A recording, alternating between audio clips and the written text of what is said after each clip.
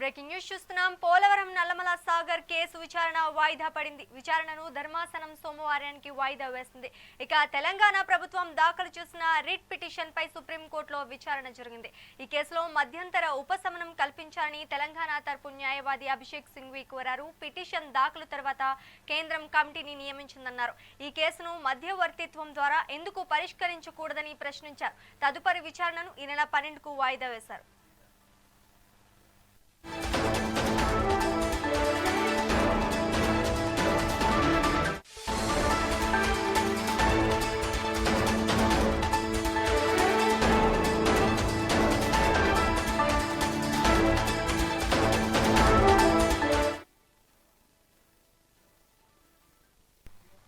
Polavaram Nallamala Sagar case విచారణ వాయిదా పడింది. విచారణను ధర్మాసనం సోమవారానికి వాయిదా వేసింది.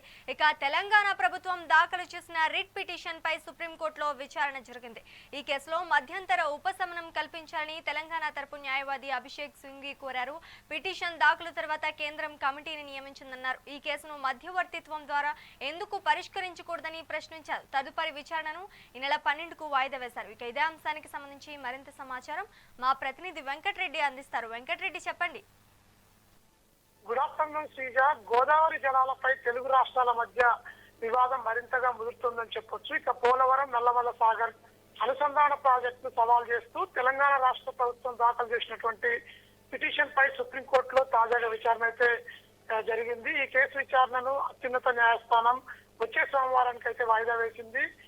సుప్రీంకోర్టులో పోలవరం నల్లమల సాగర్ అనుసంధాన ప్రాజెక్టుపై ప్రాథమిక వాదనలు అయితే ఈరోజు జరిగాయి. తెలంగాణ ప్రభుత్వం తరఫున సీనియర్ న్యాయవాది అభిషేక్ సింఘ్వి వాదనలు కూడా వినిపించారు.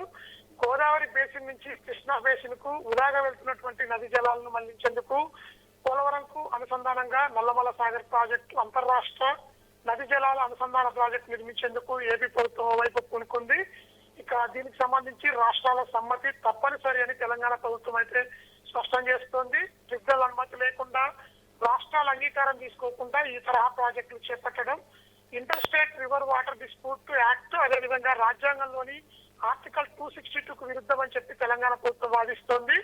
గోదావరి నదిపై తెలంగాణకున్న ప్రస్తుత వినియోగ హక్కులు కావచ్చు, అదేవిధంగా భవిష్యత్ అవసరాలు కూడా దెబ్బతింటాయని కోర్టు దృష్టికి తెలంగాణ అయితే తీసుకొచ్చింది. ఇక ఏపీ ప్రభుత్వం మాత్రం గోదావరిలో ఉన్నటువంటి మిగులు నీళ్లు సముద్రంలోకి వృధాగా పోతున్నాయని వాదిస్తోంది. వాటిని వినియోగించే లక్ష్యంతో ఈ ప్రాజెక్టు నిర్మిస్తున్నట్టుగా కూడా ఏపీ స్పష్టం చేస్తోంది. పోలవరం జాతీయ ప్రాజెక్టు కావడంతో దానికి అనుసంధానంగా చట్టబద్ధమైనటువంటి ఈ పనులు చేసినట్టు కూడా తమ వాదన అయితే ఏపీ వినిపిస్తోంది.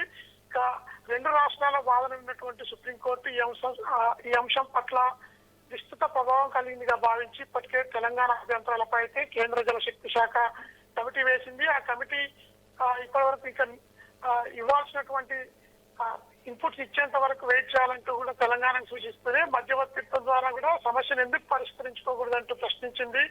తదుపరి విచారణను ఈ నెల 12న సోమవారానికి వాయిదా అయితే వేసింది. ఇక ఓవైపు కృష్ణా జలాల వివాదం కొనసాగుతుంటే ఇప్పుడు గోదావరి జలాలపై మరొక న్యాయ పోరాటం అయితే తెరపైకి వచ్చింది. పోలవరం నల్లమల సాగర్ కేసులో సోమవారం జరిగే విచారణ తెలుగు రాష్ట్రాల మధ్య జల రాజకీయాలకు కీలక మలుపుగా మారే అవకాశం ఉందని జల నిపుణులు అయితే భావిస్తున్న పరిస్థితి ఉంది. Sreeja. Right, thank you for the update, Venkatreddy.